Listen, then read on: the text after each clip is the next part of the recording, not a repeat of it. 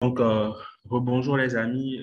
Nous sommes là dans ce deuxième atelier qui est mon dernier. Vous m'excusez parce que j'ai eu un contrainte technique hier qui n'a pas permis à ce que ce deuxième atelier se tienne hier. Donc, nous sommes là aujourd'hui pour parler du logiciel d'analyse Nmap et pour comprendre les mécanismes TCP et UDP qui sont utilisés derrière ces scans. Est-ce que c'est bon pour le volume avant qu'on ne continue?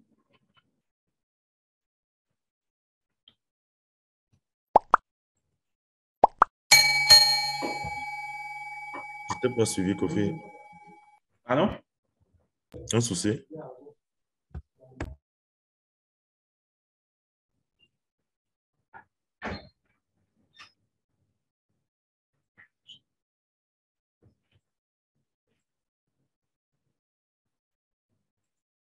Est-ce que vous me recevez au niveau de mon micro là? C'est bon? Oui, je te reçois. Je pense que les autres aussi. D'accord. Donc, je disais que nous sommes à notre dernière rencontre en termes d'atelier pratique euh, pour cette conférence IOCON. Donc, mon dernier thème que j'aurais à exposer pour vous ici, c'est Nmap Scanner, comprendre ces mécanismes TCP et puis UDP. D'accord? Bon, on y va.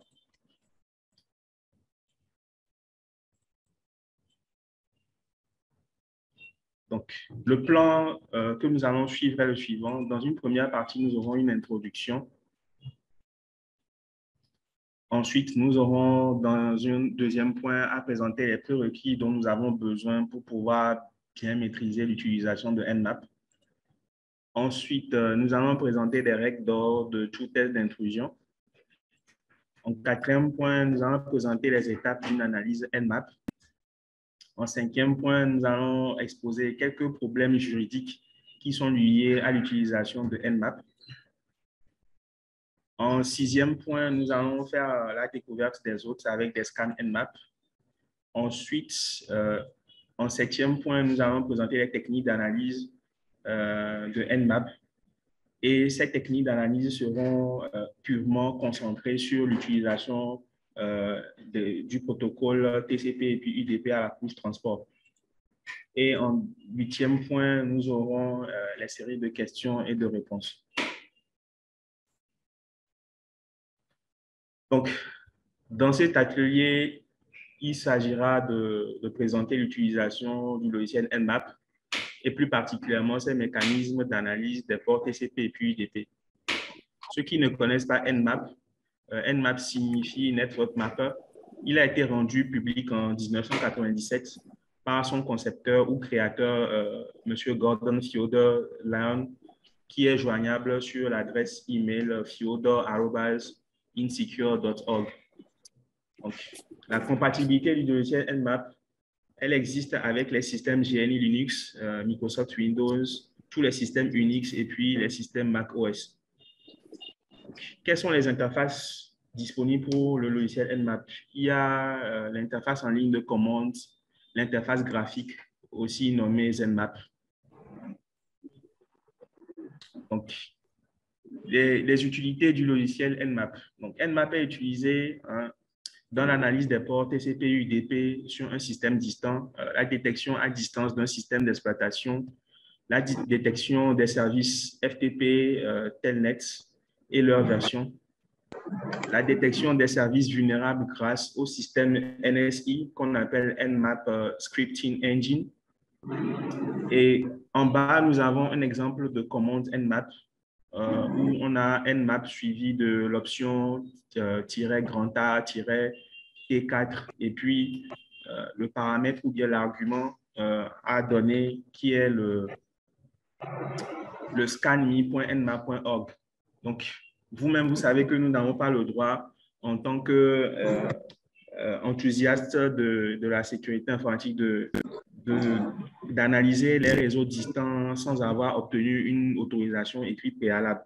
Donc, pour ce faire, les concepteurs de Nmap ont développé un sous-système ou bien un sous-domaine qu'ils appellent ScanMe et qui est autorisé à être scanné par les utilisateurs de Nmap à titre de test. Et notons quand même qu'il y a un nombre très limité de scans que vous pouvez faire sur scanme.nmap.org par jour.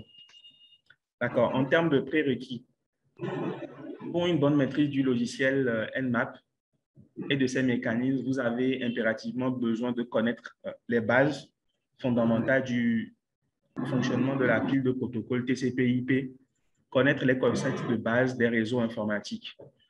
Pour la suite, nous présenterons juste à titre de rappel le format de l'entête des protocoles IPv4, IPv6, TCP, UDP, ICMP et puis ICMP version 6. Parce que si vous ne connaissez pas la structure de ces entêtes, lorsque vous serez en train de faire des analyses avec Nmap et de capturer, par exemple, les traces de vos analyses avec Wireshark, vous ne pouvez pas interpréter les résultats que vous obtenez. Il y a quelqu'un d'autre qui a son micro actif. Veuillez désactiver le micro, s'il vous plaît.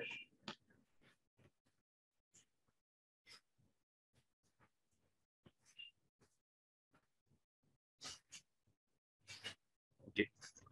Donc, pour cette première étape, nous avons le format de l'entête IPv4 qui est structuré comme suit. Nous avons une partie version, une partie Internet Header Length, une partie Type of Service. Et cette partie Type of Service qui est encore segmentée en d'autres sous-parties où on a Precedence, Delay, Throughput, Reliability et puis Reserved. D'accord? Donc, à côté, nous avons le Total Length qui contiendra une valeur binaire qui indiquera la taille totale du paquet ou bien d'un paquet IP. Les champs identification, les champs flag pour dire indicateur et les champs flag dans un paquets IP sont reserved, don't fragment et puis more fragment. D'accord? Donc, don't fragment, c'est pour pouvoir, pour ne pas, quand ce bit est actif, il instruit le système émetteur de ne pas fragmenter le paquet IP qui va être transmis. Maintenant, quand le flag more fragment est actif, ça veut dire que le paquet IP qui est là, il est trop grand, bien en taille, et il faut le fragmenter en de petits morceaux avant de les envoyer. Donc, fragment offset, ce champ est utilisé pour identifier les différents fragments d'un paquet IP initial. Le time to leave, ceux qui ont généralement l'habitude de faire des commandes ping, vous êtes déjà habitué à l'affichage d'une valeur time to leave qui indique en fait le nombre de nœuds maximum par lequel un paquet IP peut passer avant d'être détruit. Parce que un paquet IP a une durée de vie et à chaque traversée d'un nœud dans un réseau, la valeur du champ TTL est diminuée de 1. D'accord? Donc, le champ protocole indique le protocole de la couche transport qui est embarqué dans le paquet IP. D'accord? Au niveau du header checksum, nous avons ce champ qui contient une somme de contrôle permettant de détecter des erreurs de transmission au niveau de l'entête IP. D'accord? Ici, on a le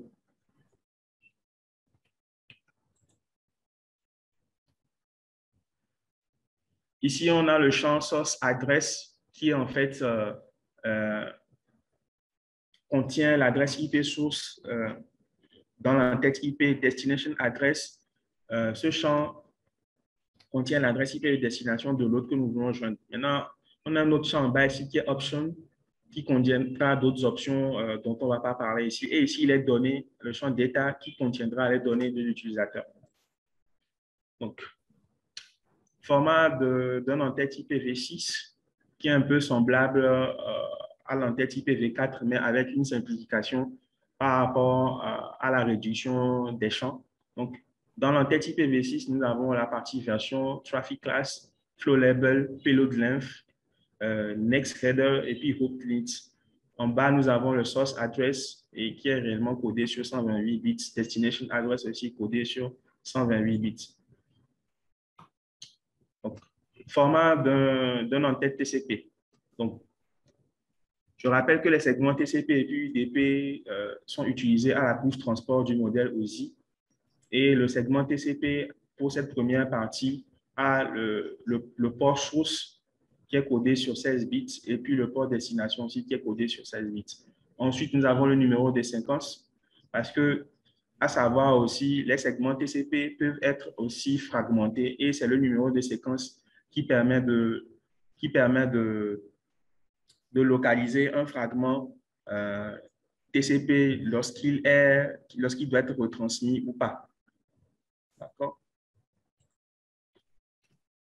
Donc, nous avons ici les data offsets qui permettent aussi toujours de repérer les données lorsque les segments TCP sont fragmentés. Un champ qui est réservé pour des utilisations futures et la partie contrôle bit là qui nous intéresse beaucoup pour les commandes à venir parce que ce que nous allons exposer dans cet atelier concernera beaucoup la partie contrôle bit. Il s'agira du bit urgent. Lorsqu'il est actif, indique à la couche transport qu'il faut d'urgence transmettre ce segment TCP. Acknowledgement, c'est un bit qui indique que le segment actuel contient un accusé de réception. Push bit, ça veut dire qu'il faut rapidement envoyer ce segment TCP vers les autres niveaux du modèle OSI pour un autre traitement. Reset bit, c'est pour réinitialiser une session TCP. Synchronization bit, ici, c'est lorsqu'il est actif, ça veut dire que le système qui envoie ce segment TCP fait une demande de synchronisation. Et puis, le finish bit, qui est normalement envoyé à la fin de chaque session TCP pour terminer la session. Donc, nous avons le window ici, qui en fait est un paramètre pour gérer les flux de transmission. D'accord? Nous avons aussi un centre checksum ici pour pouvoir effectuer des sommes de contrôle sur le segment TCP. Ensuite, à côté, nous avons le champ Urgent Pointer qui permet de localiser la portion du segment TCP dans lequel nous avons le bit urgent qui est activé. D'accord? Et en bas, nous avons d'autres champs prévus pour les options. Et ensuite, nous avons les détails qui embarquent réellement les informations qui viennent de la couche application et qui sont embarquées dans un segment TCP.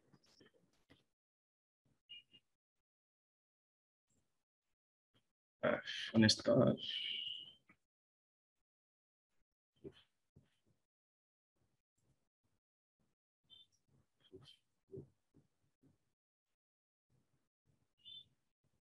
Donc, excusez-moi pour le désagrément. Donc, ici, nous avons le format d'un en-tête UDP. Si vous remarquez, il est plus simplifié que celui de...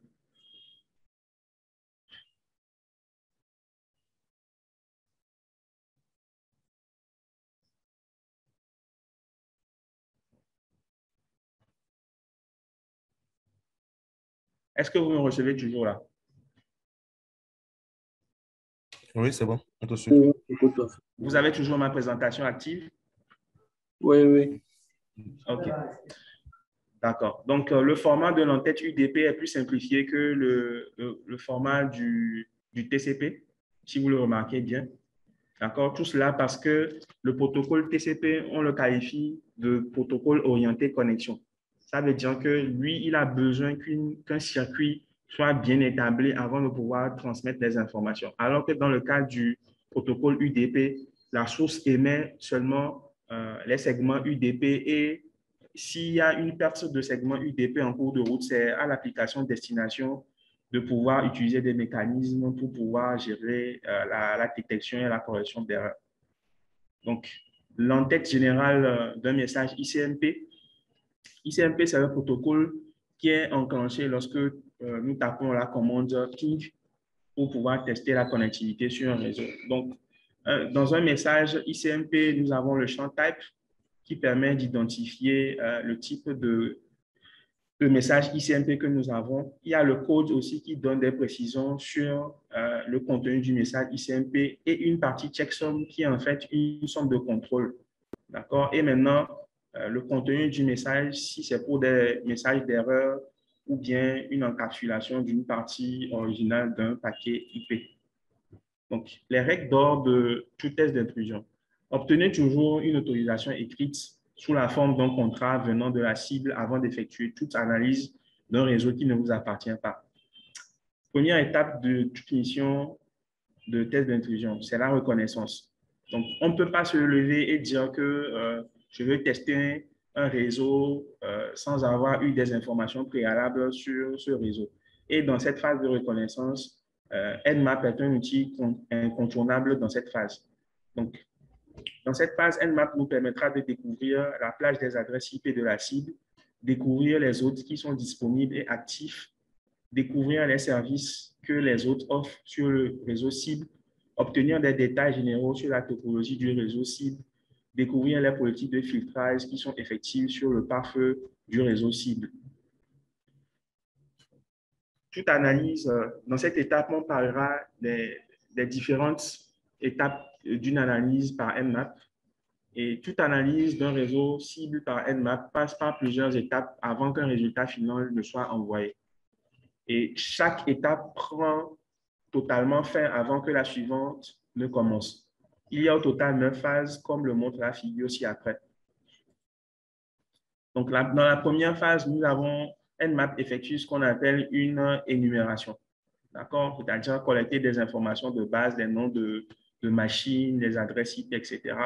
Et maintenant, à la deuxième phase, elle fait la découverte des autres, c'est-à-dire parmi la liste des adresses IP ou bien des noms de machines NetBIOS que Nmap a pu collecter, elle teste les autres qui sont actifs, c'est-à-dire qui répondent à des pings. Ensuite, au niveau 3, nous avons la résolution reverse DNS, parce qu'il arrive des fois où lors d'un scan Nmap, ce sont plutôt des adresses IP qui sont renvoyées comme résultat. Et très souvent, on aime souvent manipuler les noms de domaine que les chiffres. Donc, la résolution reverse DNS, elle permet de faire quoi? Lorsqu'on connaît une adresse IP, de pouvoir retrouver le nom de domaine qui lui est affilié. Donc, à la quatrième étape, nous avons l'analyse des ports sur lequel nous allons nous concentrer plus loin, le port scanning. À l'étape 5, nous avons la détection des versions où Nmap se met à détecter les versions des services réseau qui tournent sur le système distant. Parce que, pourquoi détection des versions de ces services? Il y a certains services qui, dans leur version antérieure, présentaient des vulnérabilités. Donc, un attaquant qui cherchera à s'infiltrer dans un réseau cherchera toujours à voir si la version des services réseau que vous exécutez sur vos plateformes sont des anciennes versions ou ce sont des nouvelles versions qui ont été patchées. D'accord. Ensuite, à l'étape 6, nous avons la détection des systèmes d'exploitation qui est très important aussi parce que les systèmes d'exploitation eux-mêmes aussi présentent des failles. Donc, si on arrive à détecter un système d'exploitation, y compris les failles de ce système d'exploitation, on peut facilement se mettre à rechercher des exploits qui permettront d'infiltrer ce système d'exploitation. À l'étape 7, nous avons les traces routes. Nmap effectue bien les traces routes sans que... Excusez-moi de vous interrompre, mais je ne vois pas votre partage d'écran. Ah bon, un instant. C'est ce que je disais tout à l'heure, mais on me disait qu'on me suivait. Un instant, parce que la version web de mon Zoom s'est fermée sans avertissement. Là. Je suis en train de relancer. Hein. Est-ce que vous m'entendez en audio quand même? Oui, je vous entends bien, monsieur. Moi, j'étais en audio et en vidéo. En vidéo, ça passe.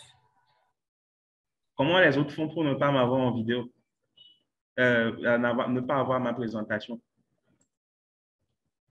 Qui sont ceux qui ont accès à ma présentation? Moi, j'ai accès.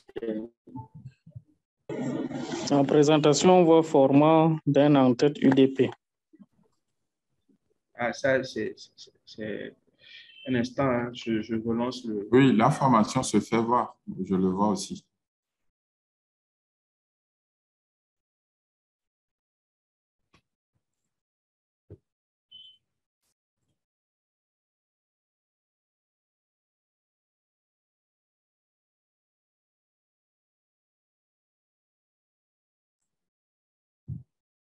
Oui, je suis en train de voir votre formation. Merci.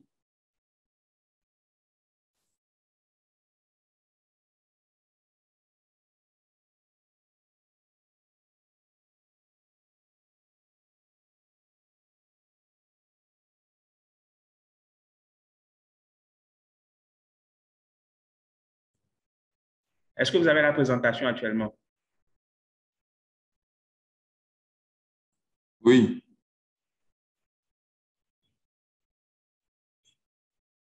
OK.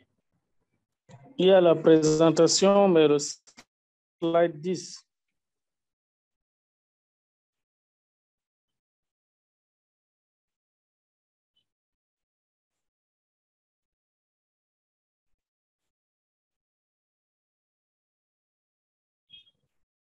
Nous sommes au slide 14 normalement actuellement, hein.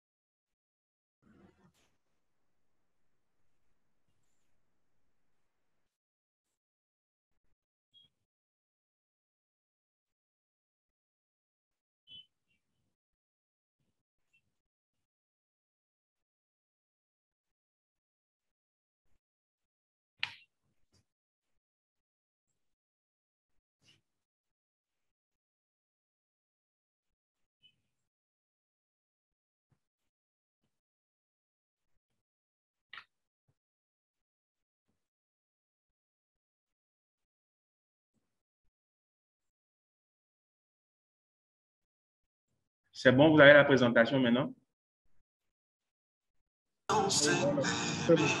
Oui. D'accord. Donc, j'étais en train de parler des étapes d'une analyse Nmap et je disais qu'à l'étape 7, nous avons le trace route. Je Kofi? disais qu'à l'étape 7, Bon, oui. c'est généralement les participants à écrire quand ils ont une... Allô, je vous reçois un peu mal. Parler, c'est souvent difficile de couper. Allô? Inviter les participants à écrire. D'accord, d'accord. Au lieu de parler, ça fait un brouhaha quand on se marie. Oui.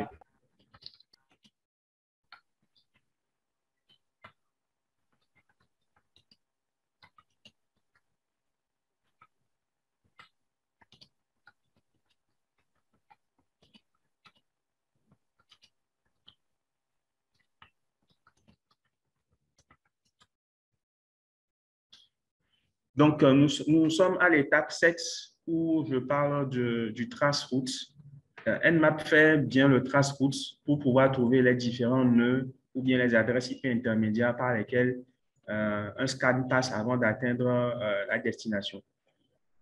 En 8e étape, nous avons l'analyse des scripts ou script scanning, d'accord, où Nmap voit dans cette commande pour voir si on a introduit une commande de la machine de scripting qu'on appelle NSI. Et puis, finalement, à l'étape 9, Nmap nous renvoie un résultat qui sera affiché sous différents formats. D'accord. Donc, les problèmes juridiques. Une bonne utilisation de Nmap peut vous aider à protéger votre réseau contre les intrus. D'accord? Une utilisation malveillante de Nmap dans de rares cas peut vous créer de sérieux ennuis tels qu'un licenciement par votre employeur, un bannissement par votre FAI, parce qu'il y a certains fournisseurs d'accès Internet qui surveillent en permanence leur réseau et détectent les tentatives d'analyse des autres réseaux sans l'accord de leur propriétaire. Donc, il y a certains fournisseurs qui ont des règlements assez stricts. Pour une première fois, on pourrait vous faire une faveur, mais si c'est régulier, on détecte des scans Nmap qui quittent votre réseau domestique vers d'autres réseaux du FAI, le FAI peut vous bloquer. D'accord? L'analyse des ports n'est pas une activité illégale en soi, mais obtenez toujours une autorisation écrite avant de vous impliquer dans toute activité d'analyse de ports qui cible les réseaux qui ne vous appartiennent pas.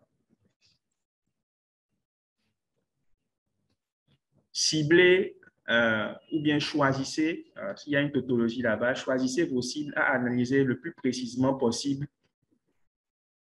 Le fait d'analyser plusieurs réseaux ou d'exécuter des analyses bruyantes ou intrusives augmente la probabilité de générer des plaintes venant des réseaux que vous attaquez. Donc, pour rechercher par exemple des serveurs web, spécifiez le port 80 à l'aide de l'option "-p80 au lieu d'analyser tous les 65 536 ports TCP qui existent sur chaque machine. Pour rechercher uniquement des hôtes actifs et disponibles, effectuez le ping scan à l'aide de l'option "-s-p au lieu d'analyser tous les 65 536 ports TCP sur chaque machine. N'analysez pas une plage en /16, soit environ 65 536 hôtes, lorsqu'une plage de /24 suffit. Donc, spécification des hôtes et des réseaux cibles. Toute instruction qui ne représente pas une option à la ligne de commande Nmap est considérée comme une spécification d'hôte cible. Par exemple, quand je prends cette commande Nmap espace 192.168 10.0/24, le 192.168 10.0/24 ne représente pas une option pour Nmap. Donc, du coup, Nmap prend cela comme une spécification d'hôte. Donc, cette commande analyse toute la plage d'adresse du réseau 192.168 10.0, soit au total 256 hôtes. D'accord? Donc, nous avons d'autres exemples ici. La commande précédente, on peut aussi l'écrire comme ceci en faisant Nmap espace 192.168 10.0-255 ou bien carrément faire du 192.168.10.étoile. Étoile qui englobe toute la plage de 0 jusqu'à 255. D'accord? Donc, nous pouvons aussi faire une spécification de plage d'adresse sur les autres octets. Par exemple, on prend cette commande Nmap 192.168.0.255.1.254. Ça veut dire que, arrivé au troisième octet, Nmap va d'abord prendre l'adresse IP 192.168.0.1 jusqu'à 0.254, ensuite passer au troisième octet à 192.168, 1.1 jusqu'à 1.254. Ainsi de suite, Nmap va incrémenter sur le troisième octet, ensuite sur le quatrième octet pour pouvoir parcourir toute la plage d'adresse. D'accord? Nous pouvons faire aussi une spécification de plage d'adresse sur le premier et le deuxième octet aussi. Par exemple, quand on prend cette commande à ne pas exécuter depuis votre machine parce que cette commande va se mettre à scanner l'Internet entier parce que regardez la plage de 0 jusqu'à 255 sur le premier octet, 0 jusqu'à 255 sur le deuxième octet et puis 13.37. Donc, cette commande va commencer à, si vous l'exécutez depuis votre machine, à scanner Internet entier et rechercher les adresses IP publiques qui terminent par 13.37.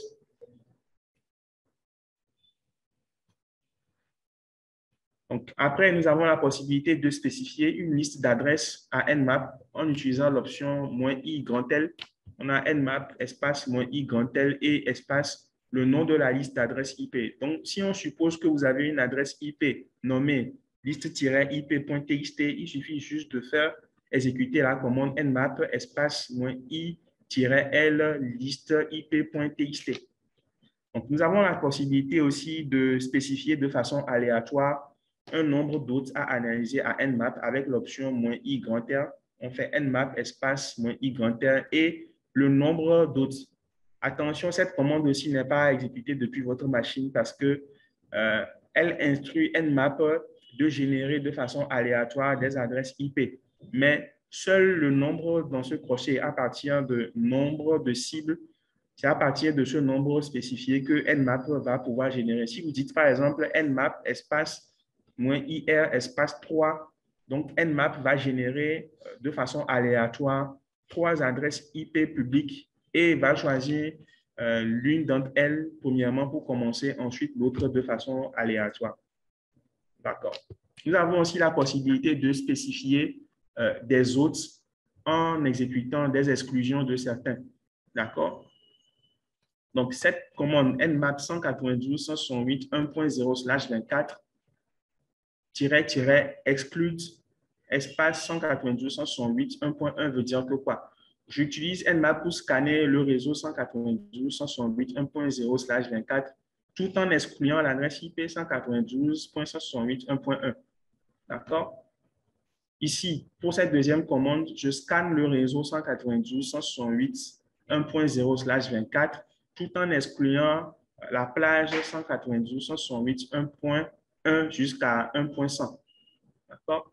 Vous avez la possibilité aussi de faire une exclusion d'adresse IP à partir d'un fichier contenant une liste d'adresses IP avec l'option -- exclude file. Donc, on répète la commande là, nmap espace 192.168.1.0/24 exclude file et on met le nom du fichier contenant les adresses IP à exclure. D'accord. Maintenant, ici, nous avons nmap vers scanme.nmap.org, nmap espace scanme nmap.org/32 et puis nmap 64.13.134.52. Donc, qu'est-ce qui va se passer pour la première commande? Lors de l'exécution de cette commande, nmap va se lancer dans une résolution DNS pour pouvoir trouver l'adresse IP de scanme.nmap.org. Donc, si on suppose que 64.13.134.52 est l'adresse IP de scanme.nmap.org, alors là, toutes ces trois commandes-là exécutent ou bien vont renvoyer le même résultat. Pourquoi? Même la deuxième commande, avec un /32, veut dire que quoi? Quelles que soient les adresses IP que tu trouveras liées au nom de domaine scanme.nmap.org, le /32 dit que utilise uniquement cette adresse IP pour pouvoir continuer ton analyse. D'accord? Maintenant, dans la dernière commande, nmap espace 64.13.134.52, c'est une adresse IP. Donc, si nmap voudrait faire un lien entre cette adresse IP et un nom de domaine, elle va faire ici, alors ce qu'on a vu, qu'on appelle le reverse DNS pour pouvoir trouver un nom de domaine qui correspond à 64.13.134.52 et ce nom de domaine va correspondre à scanme.nmap.org. En attendant, avant de continuer, je vais rapidement faire une démo pour que vous voyez ce qui se passe. Et pendant cette démo, vous pouvez aussi poser des questions. Vous pouvez poser des questions.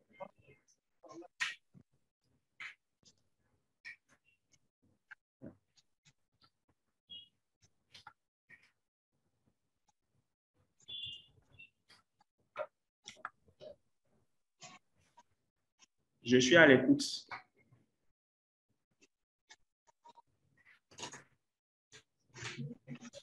Donc, il y a déjà des questions écrites par Mohamed Taoufik là.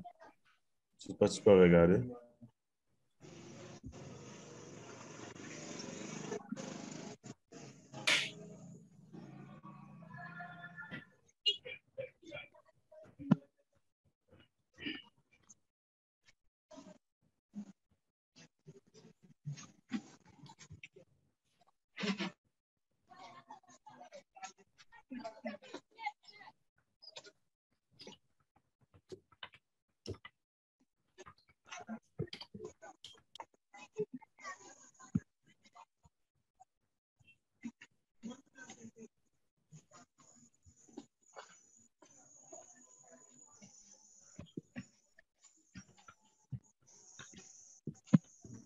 Je suis à l'écoute pour vos questions. Hein.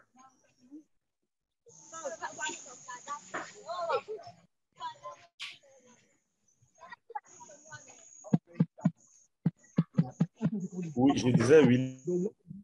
Oui, Mohamed a des...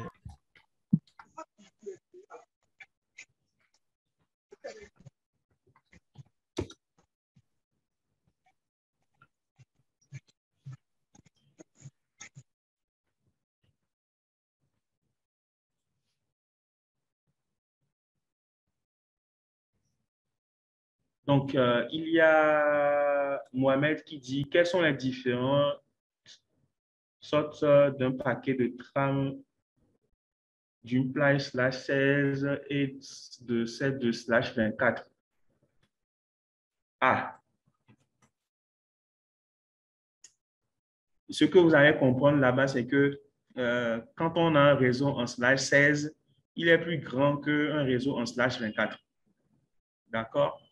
Parce que là, si on doit expliquer ça de fond en comble, il faut revenir sur les bases de l'adressage IP. Oui, il y a Mohamed qui pose aussi la question si j'utilise Nmap sur un système d'exploitation Kali Linux déployé via une machine virtuelle VMware. Oui, oui, mais actuellement, je suis en train d'utiliser celui de Oracle VirtualBox.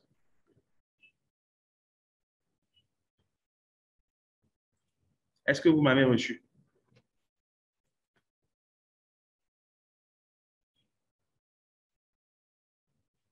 Ouais, on t'a saisi. Il y a des gens qui voudraient joindre le truc actuellement, mais il paraît que le lien ne marche pas. On va continuer. OK, je vais Donc, repartager le lien pour que tu oui, oui, le balances. d'accord. Vous allez me l'envoyer par email ou bien par... Je te l'envoie par WhatsApp. Je le balance ici D'accord. aussi. Donc, actuellement, j'ai cette machine serveur Ubuntu qui est connectée à Internet. Je vais déjà vérifier l'adresse IP sur cette machine et puis tester la connectivité vers Internet.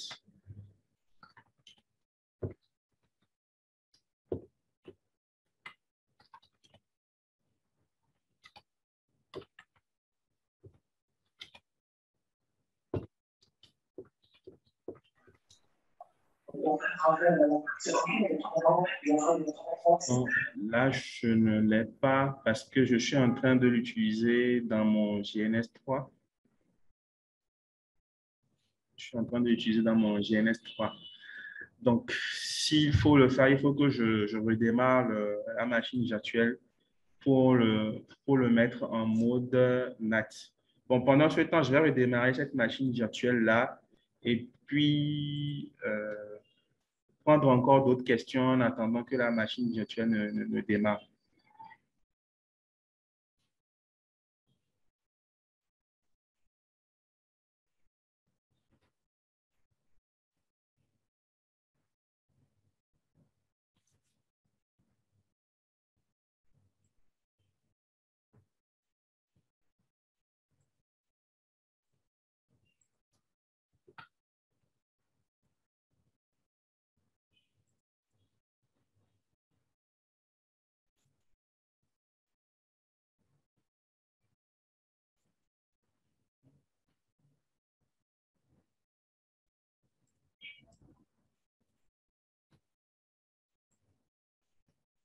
Donc, j'ai ma machine là, ici. Je vais rapidement connecter cette machine à Internet et puis la démarrer. D'accord.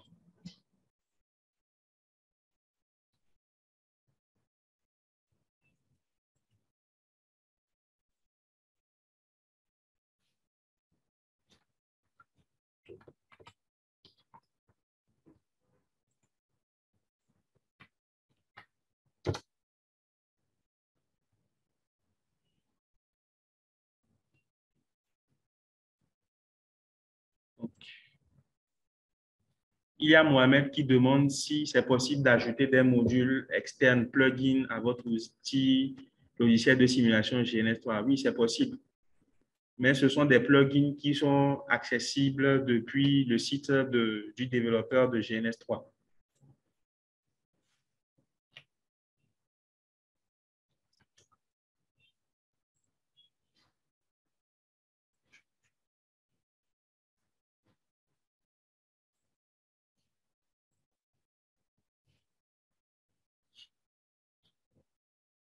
j'attends encore d'autres questions pendant que ma machine démarre. Bon, moi, je ne procède pas. Il y a M. Mohamed qui demande toujours c'est pourquoi je ne peux.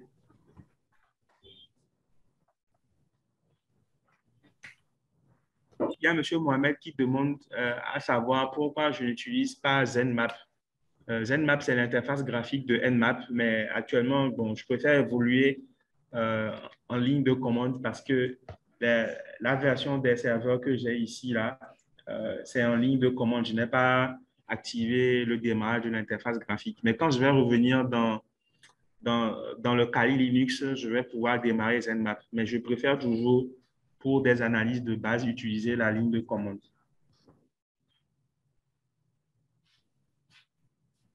Bon, on va continuer la présentation en attendant que le serveur Ubuntu ne démarre. D'accord.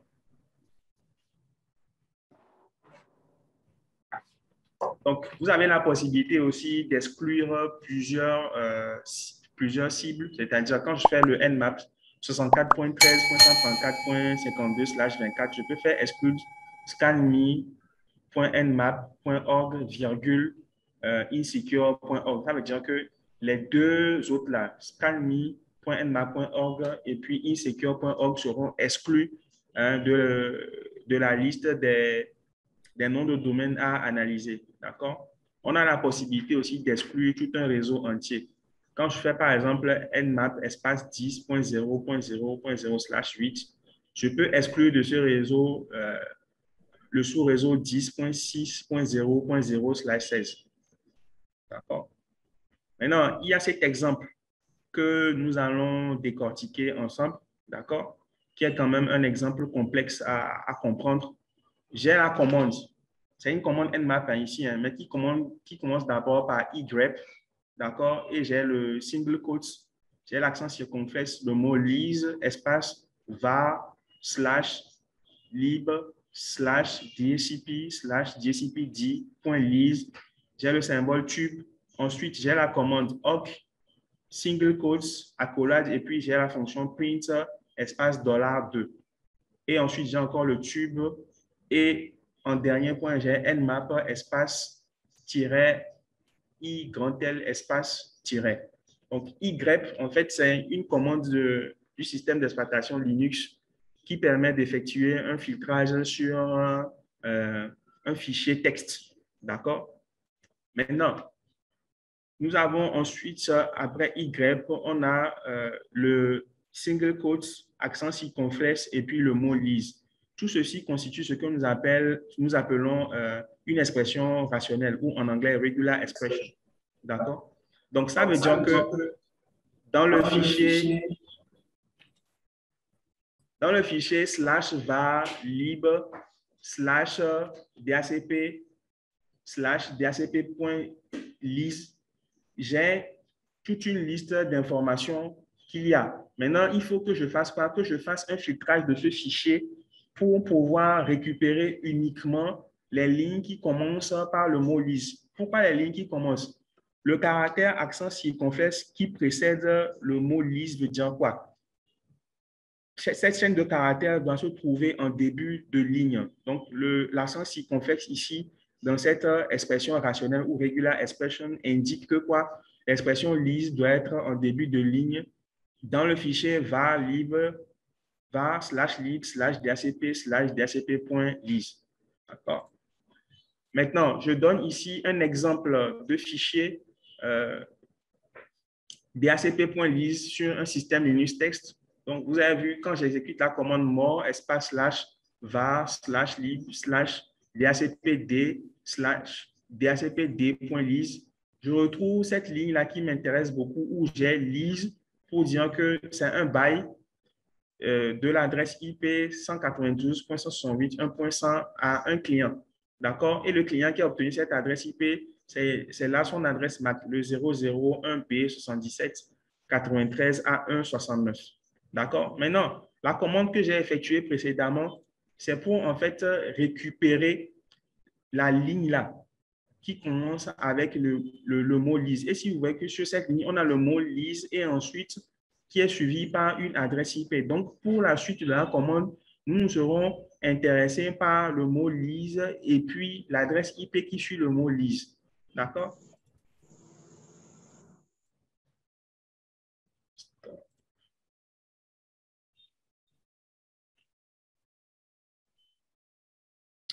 Donc, quand je reviens, nous avons vu ici que effectivement le fichier DHCP.lise contient des lignes où on a le mot lise suivi d'une adresse IP. Maintenant, on utilise le symbole tube pour récupérer le résultat de cette première partie de commande Y lise jusqu'à DHCP lise. On récupère le résultat de cette commande qu'on envoie à la commande awk print et puis $2. Pourquoi?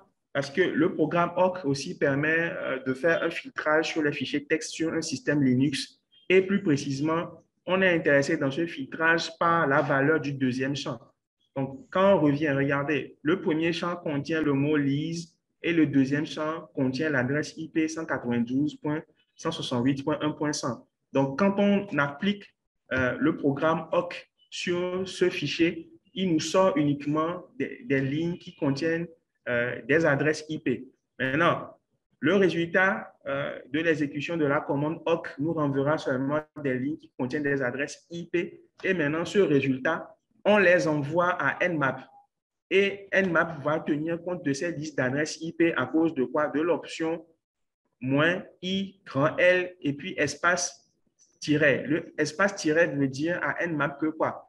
La liste que tu auras à utiliser pour pouvoir faire ton scan ici, tu dois la prendre à la sortie de l'exécution de la commande qui te précède, c'est-à-dire awk print $2. Donc, Nmap a la possibilité aussi de faire l'analyse des adresses IP6 quand vous utilisez l'option -6 suivie d'une adresse IP. On va rapidement attaquer les techniques d'analyse de Nmap. Nmap a au total, si nous devons répertorier cela, nous avons au total 15 techniques d'analyse. Nous avons les TCP SYN-Scan, TCP Connect-Scan, FIN-Scan, Christmas Tree Scan, le Null Scan, Ping Scan, Version Detection, UDP Scan, IP Protocol Scan, le Hack Scan, Windows Scan, RPC Scan, List Scan, Idle Scan et puis FTP Bounce Scan. Donc, ce qui va nous intéresser ici, ce sont les scans dans cette liste-là qui s'attaquent directement au port TCP et puis UDP que nous avons sur un système cible. Donc, nous avons ici la présentation de la première technique de scan, donc, qui est le TCP SYN-Scan. Donc, principe de fonctionnement. Pour pouvoir exécuter ce type de scan, vous avez besoin d'un accès root ou administrateur sur le système source. Donc, cette commande identifie les ports TCP, mais elle n'identifie pas les ports UDP. Elle emploie des méthodes habituelles d'identification des ports qui permettent à Nmap de collecter les informations concernant les ports TCP sans terminer le processus TCP handshake. Lorsqu'un port ouvert est identifié, le processus TCP handshake est réinitialisé avec la commande reset avant d'être terminé. Donc, cette technique est aussi désignée par l'expression half open scanning ou analyse semi-ouverte. Cette technique est utilisée par défaut par Nmap si aucune option d'analyse n'est pas spécifiée par l'utilisateur. Donc, nous allons voir sur ce schéma. Donc, nous avons une machine source ici dont l'adresse IP est 192.168.0.8 qui envoie dans une première étape de communication une demande de synchronisation et ce sur le port TCP 113. D'accord? Maintenant, puisque le port est fermé sur l'autre distant, qu'est-ce qui se passe? Au lieu de renvoyer normalement un SYN ACK, l'autre distant renvoie plutôt un segment TCP dans lequel l'indicateur ou bien le flag reset est actif. D'accord? Maintenant, si le port est ouvert, qu'est-ce qui se passe? La source envoie toujours une demande de synchronisation, par exemple sur le port TCP 80, et lorsque la destination reçoit cette demande de synchronisation, elle aussi, elle envoie une demande de synchronisation plus un accusé de réception qui est le acknowledgement ici. Maintenant, puisque le port est ouvert, qu'est-ce qui se passe? La source, lui, ne veut pas continuer à faire un échange d'informations. Donc, puisqu'il a eu le signe ACK, ça veut dire pour lui que le port que lui, il tente de joindre est ouvert. Donc, au lieu de compléter le processus TCP handshake à la troisième étape ici, en envoyant un acknowledgement venant de la source, il renvoie plutôt un reset. Parce qu'à chaque fois qu'il y a un reset, qu'est-ce qui se passe? La communication TCP est coupée. Donc, dans les deux premières étapes, on enclenche le processus TCP handshake jusqu'à un niveau donné. Et puis, à l'étape où cette procédure doit être complétée, le système source qui lance le scan fait un reset. Donc, les avantages de TCP SYNSCAN. Donc, elle ne crée jamais une session TCP complexe et de ce fait, l'historique de cette analyse n'est pas gardé dans les applications de la cible. C'est-à-dire que le système cible ne garde pas les logs. D'accord? Donc, les inconvénients de cette attaque, c'est qu'elle requiert forcément un accès root sur le système source avant d'être exécuté. Donc, si vous n'êtes pas root sur le système, vous ne pouvez pas exécuter ce type d'attaque. Donc, en plus, sans l'accès root, Nmap ne peut pas générer des paquets bruts qu'on appelle raw packets qui sont nécessaires pour effectuer ce type d'analyse. D'accord? Donc, normalement, on devait passer à la démo. Je vais rapidement faire les présentations pour ensuite terminer avec les démos en dernier lieu. Pendant ce temps, je vais voir si ma machine Ubuntu a démarré. Donc,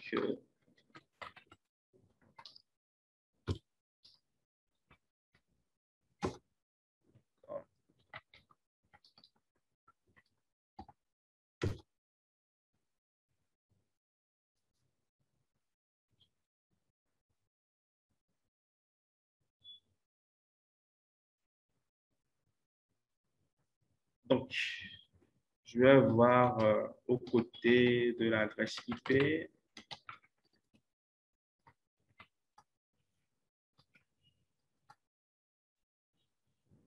D'accord.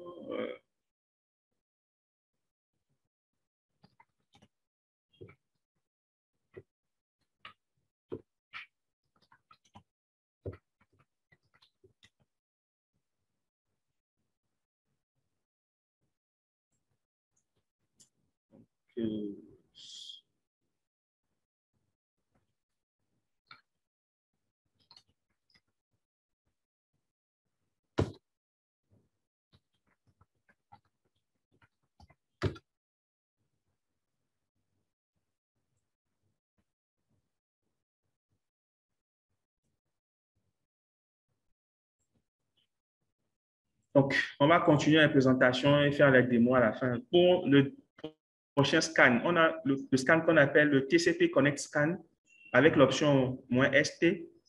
Son principe de fonctionnement, il a besoin d'un accès root ou administrateur? Non, il n'en a pas besoin. Identifie les ports TCP. Oui, il identifie les ports TCP, mais ce scan n'identifie pas les ports UDP. D'accord? Le nom TCP Connect vient de la procédure Connect dont les systèmes d'exploitation se servent pour initier une connexion TCP vers un système distant. D'accord? Emploie une session TCP normale, c'est-à-dire une session TCP, elle est effectuée en 3 étapes, d'accord, qu'on appelle le three-way handshake pour déterminer si un port est disponible, c'est-à-dire actif ou non.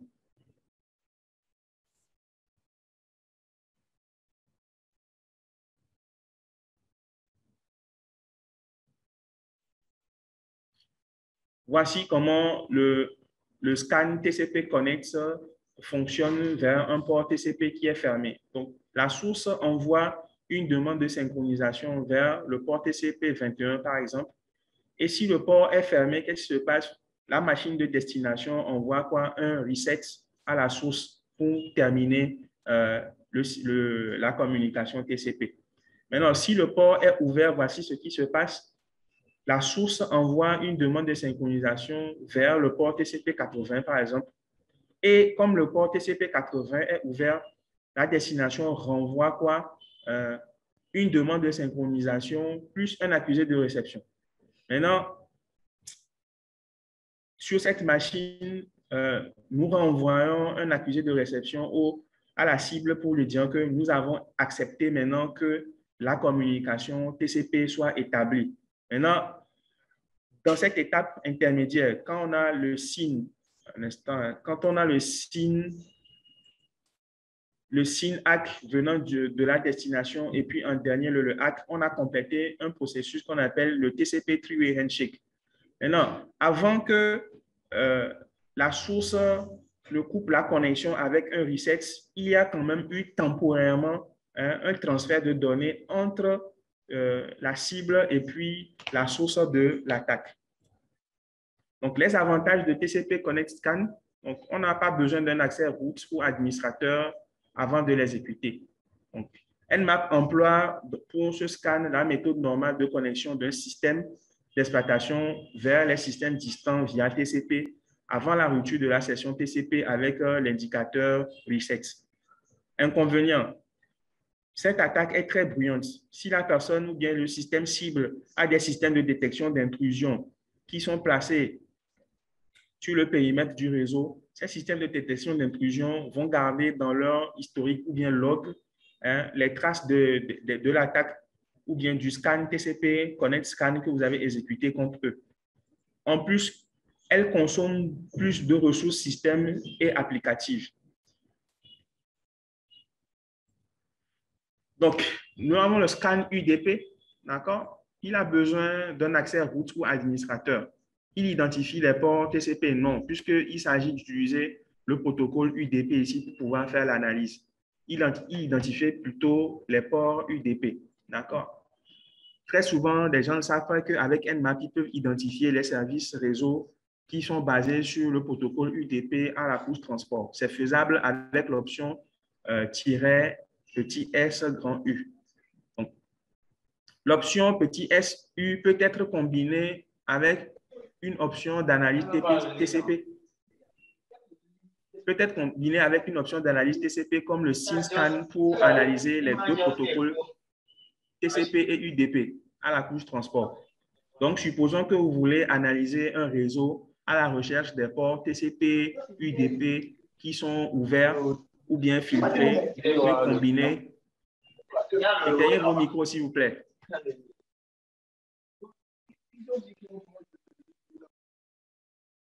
Donc, vous avez la possibilité de combiner l'option -SU avec l'option SYNSCAN pour pouvoir trouver à la fois des ports TCP et UDP ouverts sur un système. D'accord? Donc, interprétation des réponses aux sondes UDP qui ont été envoyées par Nmap. Donc, pour toute réponse UDP venant de la cible, Nmap va interpréter le port comme étant open ou bien ouvert. Si Nmap ne reçoit pas de réponse venant de la cible, même après une retransmission, Nmap va afficher ce port-là en état open filtered, c'est-à-dire ouvert ou filtré. Maintenant, si en réponse, Nmap reçoit le message ICMP port unreachable en tant qu'erreur avec le type 3 du protocole ICMP et le code 3, Nmap conclut que le port est fermé. Maintenant, s'il y a d'autres messages ICMP unreachable errors de type 3, code 1, 2, 9, 10 ou 13, Nmap conclut que ce port est filtré. Donc, voici quelques exemples de commandes UDP scan. Donc, on a le Nmap -SU-V pour faire la détection des versions des services et puis espace l'adresse IP. Donc, les techniques d'analyse furtive. Quand on parle d'analyse furtive, c'est des techniques qui, lorsque vous les exécutez, ne laisseront pas des traces sur le système distant. Donc, même s'il y a eu un incident, après avoir effectué ces scans-là, il n'y aura pas de traces, à moins qu'il y ait un système de détection d'intrusion qui, quand même, déclenche des alarmes au début de l'exécution de ces scans. Donc, elles sont furtives parce que quoi? Elles envoient une seule trame vers un port TCP sans initier aucun processus TCP handshake ou de transfert supplémentaire de paquets. Elles envoient une seule trame tout en espérant obtenir une seule réponse. elles agissent sur les bits de l'entête TCP pour induire une réponse venant de la cible. D'accord? Donc, la technique FinScan, l'option petit SF, donc les trames furtives FinScan ne sont pas habituellement rencontrées parce qu'elles sont envoyées à un équipement sans passer premièrement par le processus TCP handshake. Donc, l'objectif de l'indicateur ou flag en anglais FIN, lorsqu'il est actif, c'est-à-dire lorsqu'il est à l'état logique 1, c'est de terminer le processus d'une section TCP active. Donc, si une section TCP n'est pas active, la session ne peut certainement pas être formellement fermée. Donc, voici comment ça se passe pour le TCP FinScan vers un port qui est fermé. Donc, la source suppose que préalablement, il y a une communication TCP sur le port TCP 443 et elle envoie le signal FIN pour terminer cette session, plus le numéro de port sur lequel il veut terminer la session. Donc, en analysant la requête, la destination dit, puisque le port TCP 443 est fermé, j'envoie alors un paquet de réponses contenant un segment TCP dont l'indicateur reset est actif. D'accord? Donc, si le port est fermé, la destination renverra à un FinScan un message reset. Maintenant, si le port est ouvert, la destination n'enverra aucun message comme réponse à un message qui contient un drapeau FIN et puis un numéro de port TCP. Donc, technique Christmas Scan. Donc, elle envoie une trame vers une cible et elle contient un segment TCP dont les indicateurs ou flags urgent, push, FIN que nous avons vu lorsque nous avons présenté l'entête TCP sont manipulés. Donc, XMAS, lire ça, Christmas. Ce nom est attribué à ce type d'analyse à cause de l'alternance des états actifs ou non des indicateurs flag. Donc, si vous remarquez bien vous vous rappelez du schéma de l'entête TCP, nous avons 6 bits indicateurs ou flag dans le segment TCP. Donc, ils sont à l'état actif, inactif, actif, inactif, inactif, actif. Donc, ce qui est semblable à un jeu de lumière sur un sapin de Noël. Tous les concepteurs de cette attaque l'ont nommé TCP Christmas Scan.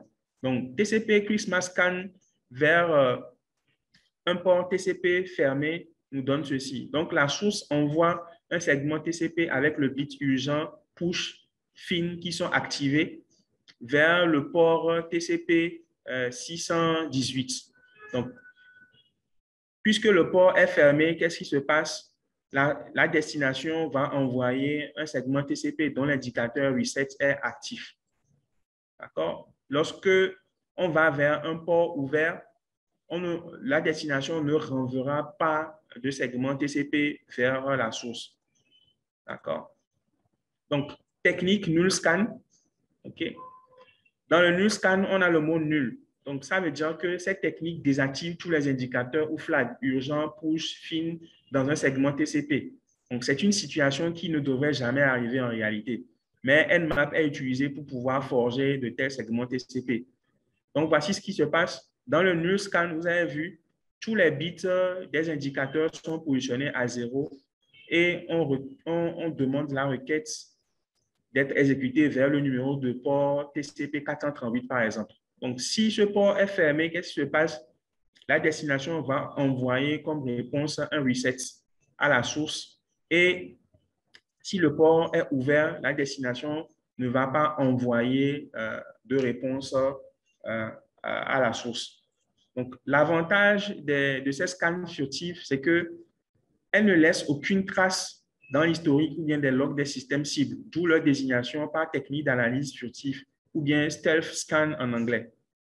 Elles constituent des moyens minimaux d'analyse de port que Nmap peut effectuer. Donc, pour un port fermé, 2 paquets seulement sont transférés. La transmission d'une seule trame suffit pour trouver ou identifier un port ouvert.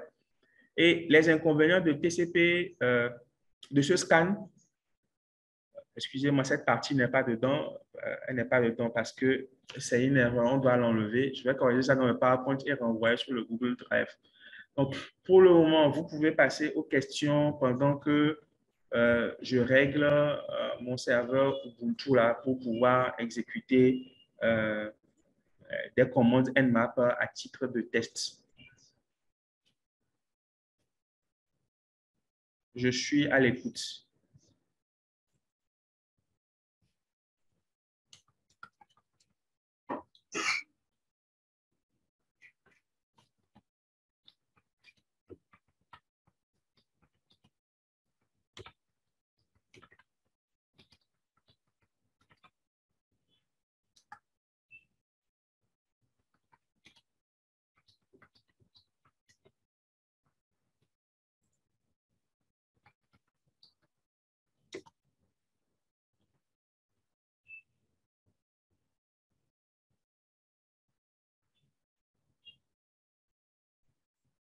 Donc, pour ceux qui posaient la question de voir l'interface de ZenMap, voici l'interface de ZenMap que je viens de démarrer.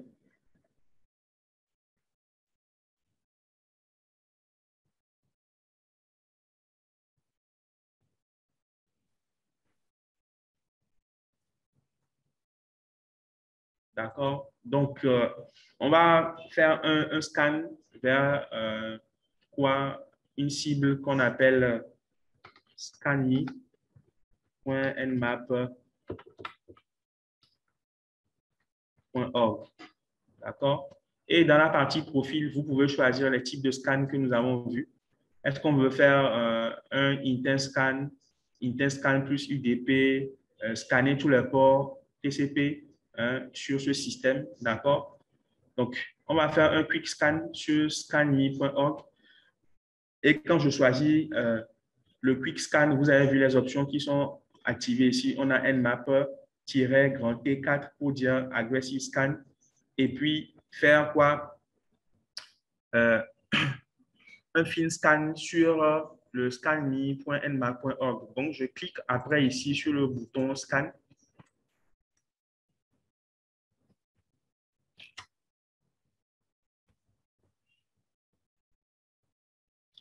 Donc, pendant que les scans sont en cours, ceux qui ont d'autres questions à poser, vous pouvez les poser.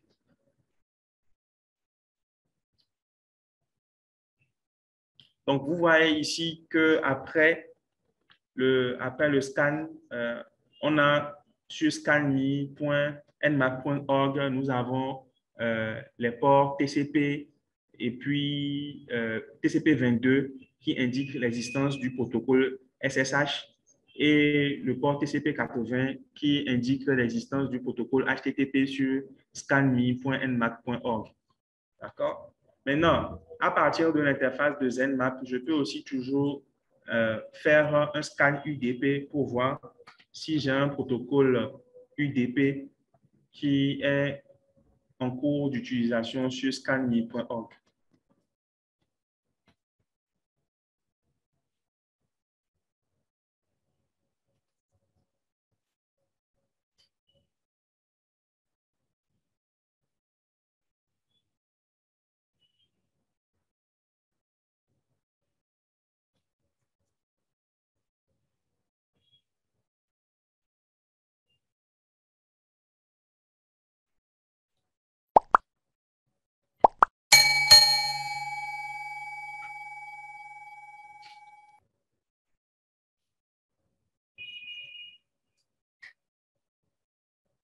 Donc, si l'hôte est toujours actif, il y a quelqu'un, Wilfried, dans le groupe qui demande quel est le lien du Google Drive.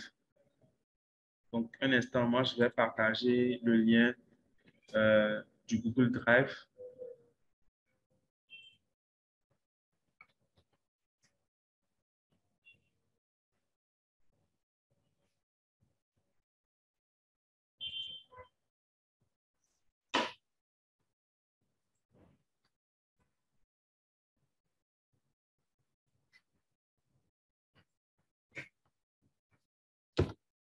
Donc, je viens de partager le lien du Google Drive.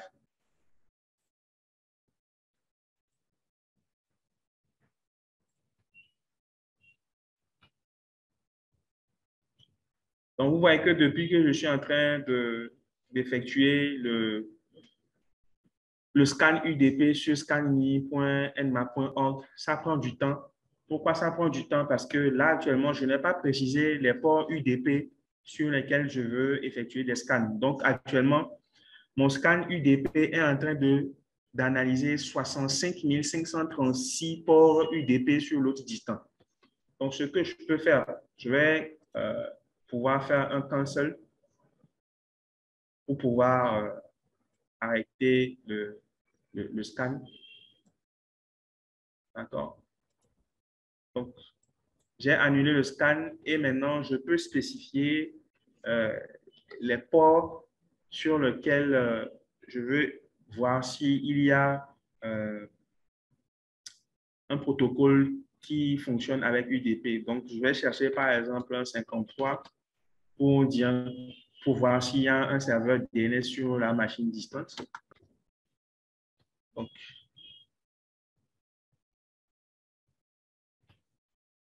la syntaxe n'est pas correcte. Le 53 doit coller au numéro de port.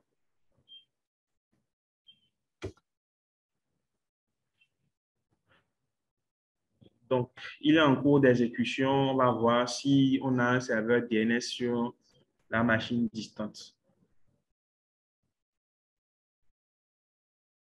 Donc, vous voyez ici actuellement, j'ai quoi?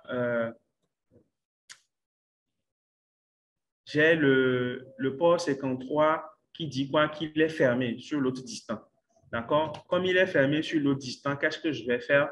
Je vais encore essayer un autre scan sur un autre port, par exemple.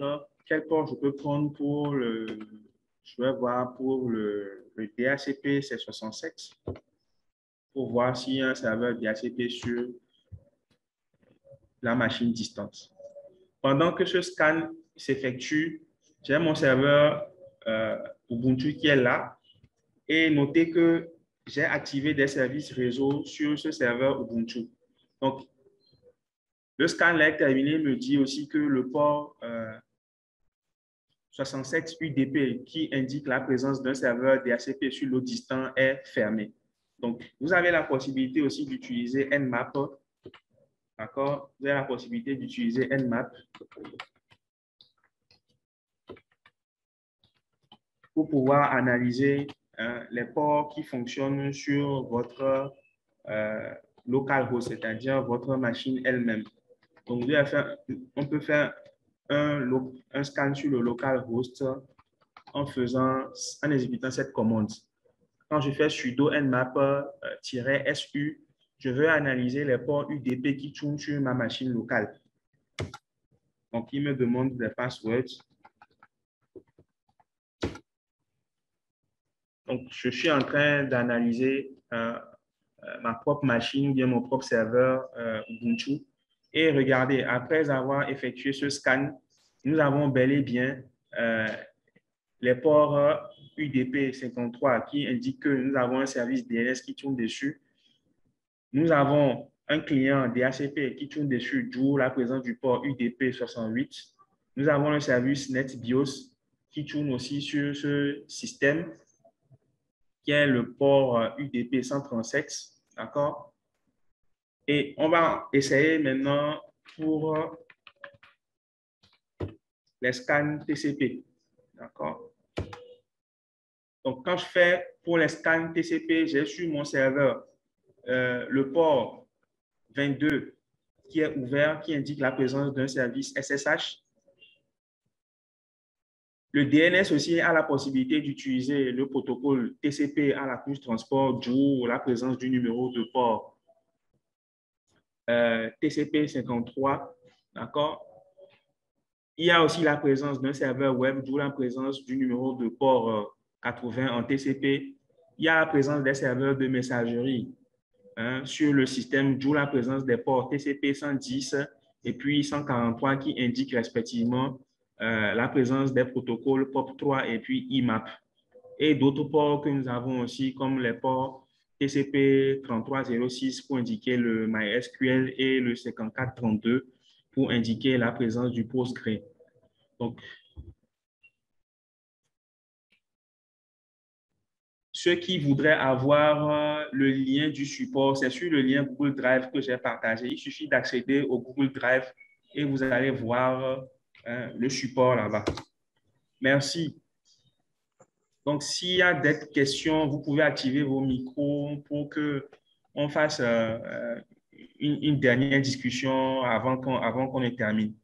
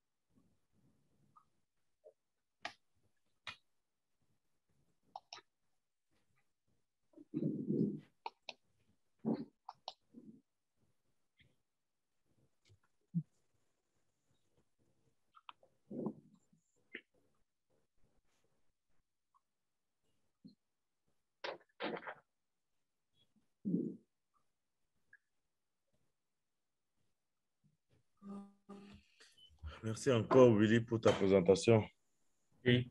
Donc, actuellement que tu as fini la ouverte pour les questions.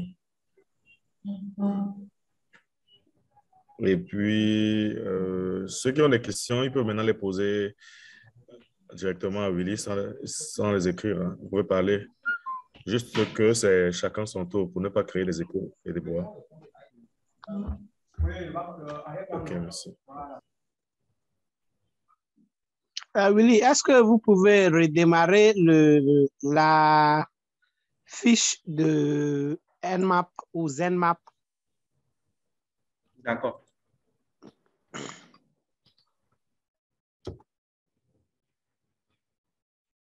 C'est ça. Vous utilisez Kali ou vous utilisez Ubuntu? Actuellement, le ZenMap là que j'ai démarré ça depuis la machine physique sur laquelle je fais la présentation. C'est une machine Windows.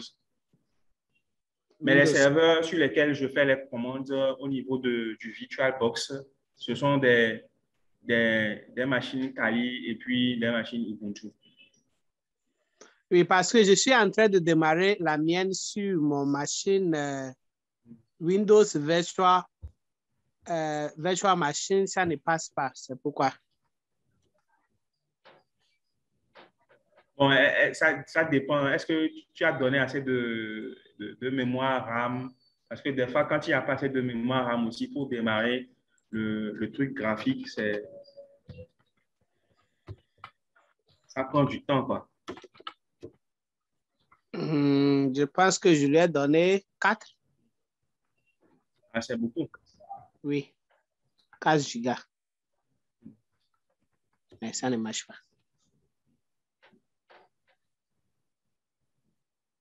Donc, par défaut aussi, sur Kali, ZenMap n'est pas installé. Donc, il va falloir exécuter après la commande sudo apt ZenMap.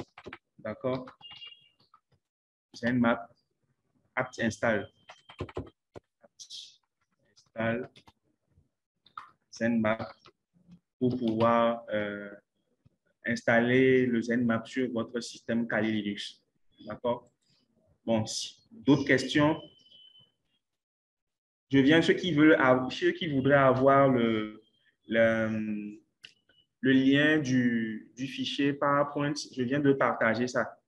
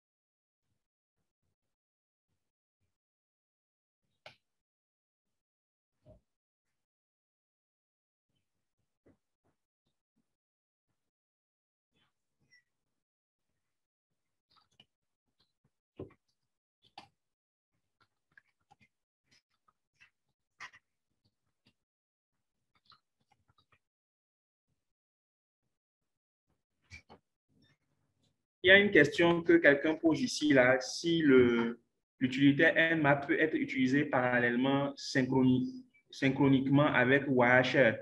Est-ce que vous voulez parler de Wireshark ou bien Wireshark? Parce que Wireshark, je ne connais pas ce logiciel. Hein. Mais je connais Wireshark.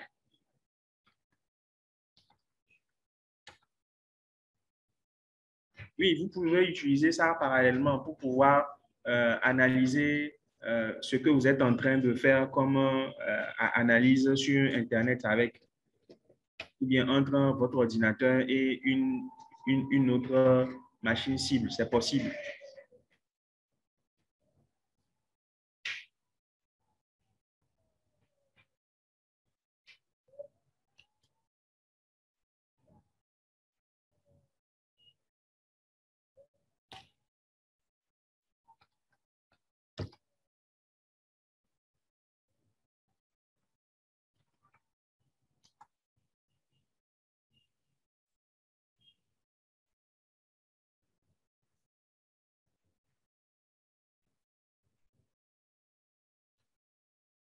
Est-ce qu'il y a d'autres inquiétudes?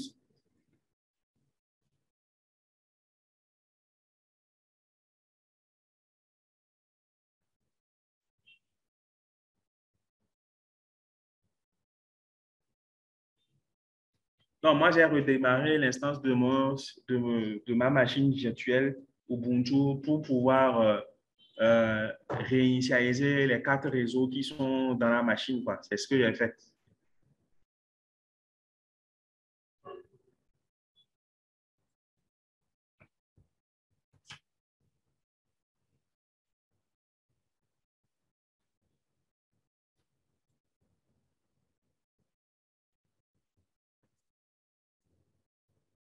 Maintenant, après, ceux qui voudraient bien initialiser la configuration, c'est pour initialiser la configuration parce que la machine virtuelle, je l'avais déjà calibrée pour être utilisée dans GNS3. Or, quand je suis dans GNS3, je n'ai pas mis la configuration en place pour que ma machine virtuelle depuis GNS3 puisse accéder à Internet. Donc, moi, je l'ai éteinte pour l'isoler de GNS3 et pouvoir la redémarrer pour qu'elle puisse passer par ma carte réseau physique et aller sur Internet.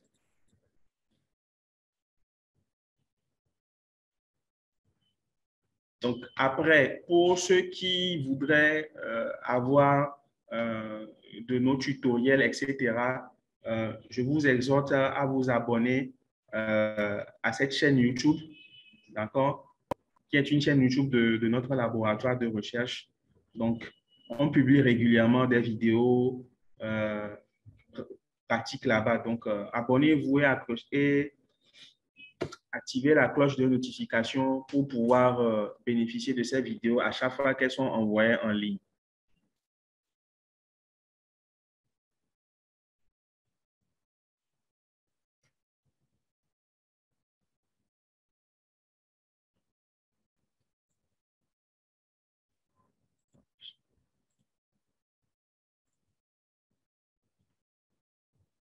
Il y a quelqu'un qui dit, y a-t-il un moyen d'obtenir des informations sur un port fermé ou filtré dans le but d'effectuer des attaques sur ce port? Effectivement, si vous reconsultez le fichier PowerPoint, vous allez voir toutes ces options-là et ces mécanismes qui sont bien expliqués dedans.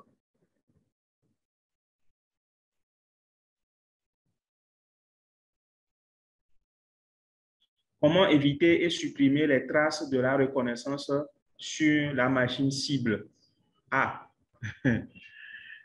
cette question, elle est bienvenue, mais attention, si vous dites que vous devez aller supprimer les traces de la reconnaissance sur la machine cible, ça veut dire que votre attaque d'intrusion a déjà évolué et que vous avez réellement la main sur le système cible. Mais a priori, dans une première phase de reconnaissance, ce n'est pas aussi évident que vous ayez directement la main sur le système cible. Sinon, ça veut dire que le système cible lui-même, il est carrément ouvert sur Internet et que tout le monde peut venir et faire ce qu'il veut. Ce n'est pas ça. C'est pas ça.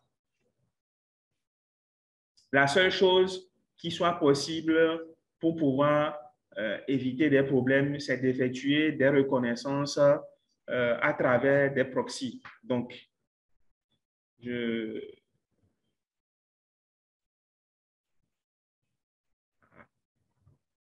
viens d'envoyer quand même le lien de la chaîne YouTube.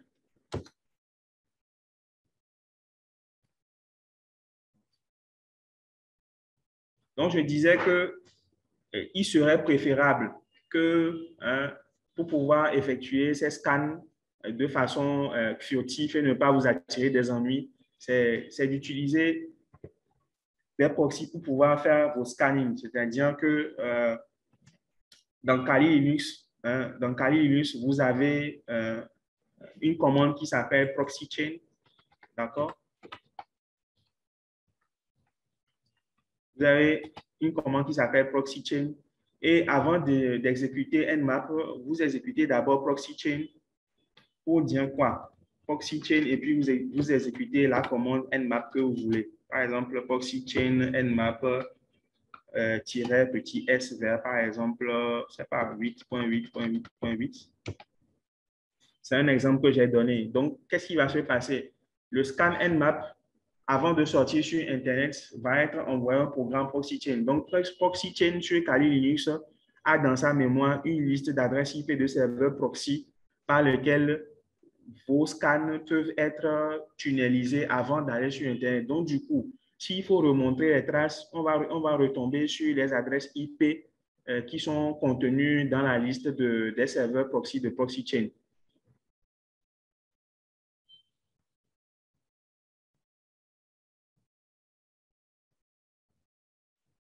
Il y a quelqu'un qui pose la question, est-ce que vous délivrez des attestations de participation, même sous format numérique, aux candidats présents pendant les séjours de formation? Oui. Je ne sais pas si ce participant il est au Togo. Ah, d'accord. Eyes Open, c'est à eux de répondre.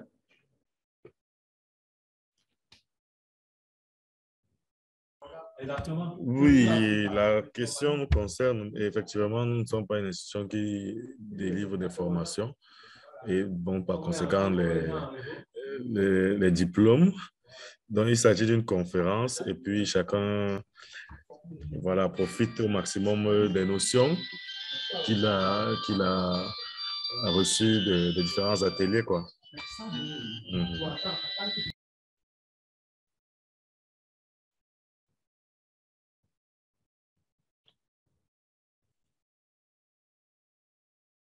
Kofi, j'ai remarqué que quand tu partageais tes liens, tu les balançais dans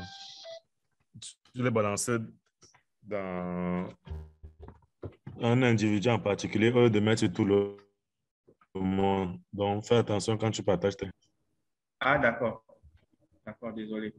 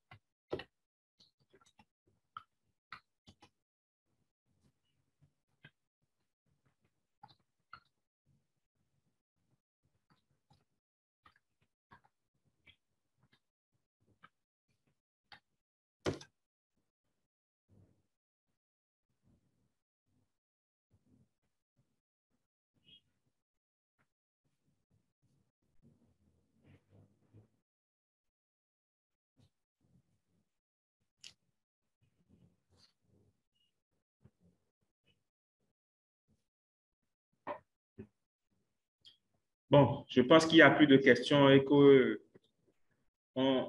on peut arrêter.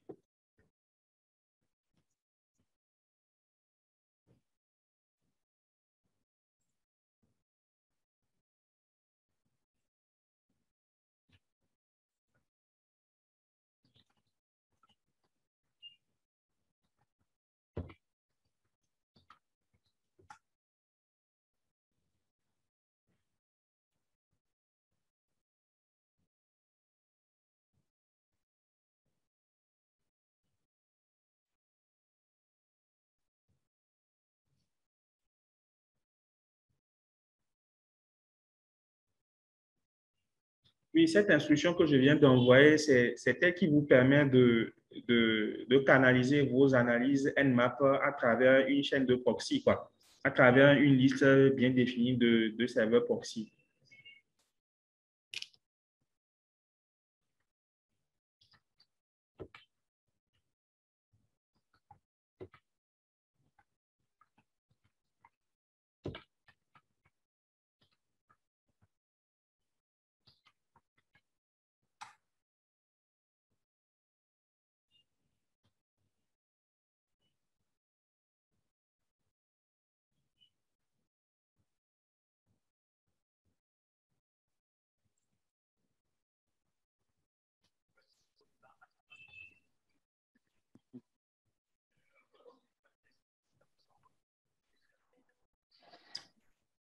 Bon, quand vous demandez à savoir si Nmap et puis GNS sont gourmands en ressources, ça dépend des TP que vous voulez réaliser sur votre machine.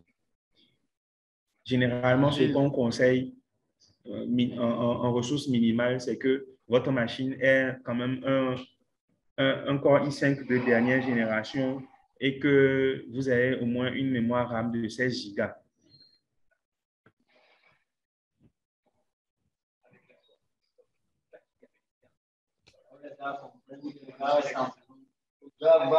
Os 12 bate para ver qual são os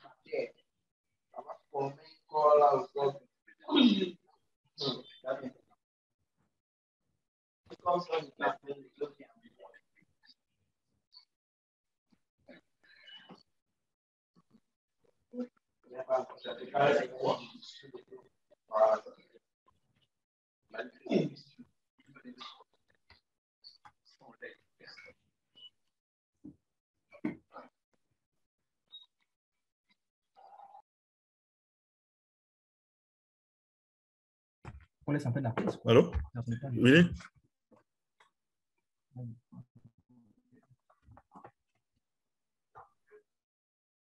Bon, je pense qu'on n'a plus de questions et qu'on peut clore la session.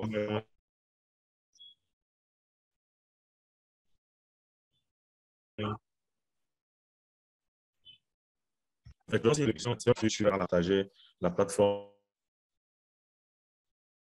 où ils peuvent te retrouver. On peut aussi partager. Vous me suivez? Oui, je vous suis.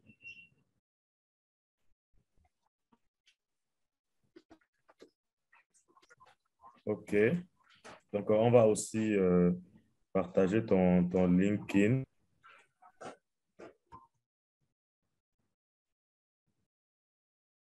Ils peuvent te joindre et partager plus de contenu avec toi sur cette plateforme-là.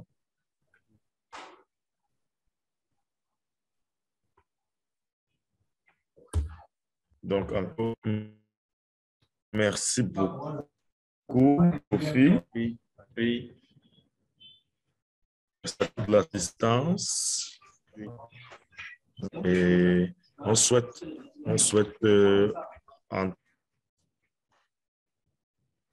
avoir de nouvelles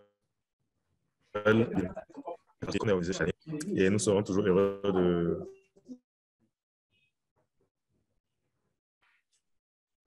d'avoir parmi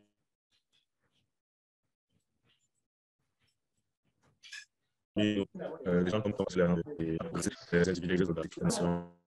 Le plaisir sera toujours le mien. Donc, je vous exhorte aussi à partager le lien YouTube avec les autres participants de la partie francophone comme anglophone, parce que non seulement les vidéos seront en français là-bas, mais elles seront aussi, il y aura les versions anglaises, quoi. Tout à fait, bien reçu. D'accord. Bonne soirée à tout le monde et à bientôt.